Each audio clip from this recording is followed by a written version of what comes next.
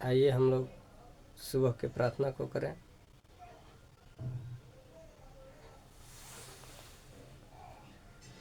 धन्यवाद प्रभु, धन्यवाद प्रभु, धन्यवाद प्रभु, धन्यवाद प्रभु, धन्यवाद प्रभु।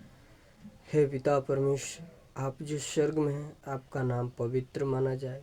आपका राज है प्रभु जी, जय जयकार हो। हे पिता परमेश्वर, आपकी इच्छा जैसे स्वर्ग में पूरी होती है प्रभु, उसी प्रकार इस पृथ्वी पर पूरी होने पाए। हे पिता परमेश्वर, हमारे दिन भर की रोटी आज हमें दे। हम अपने अपराधियों को जैसे क्षमा करते हैं प्रभु, तो उसी प्रकार हमारे अपराधों को क्षमा करिए।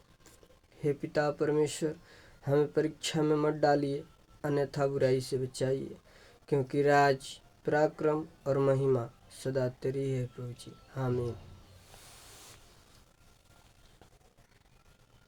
ज़्यादा से ज़्यादा हमारे भाई बहन इस प्रार्थना को शेयर करें और कमेंट में आमीन ज़रूर लिखें, जो लोग परमेश्वर से प्रेम करते हैं।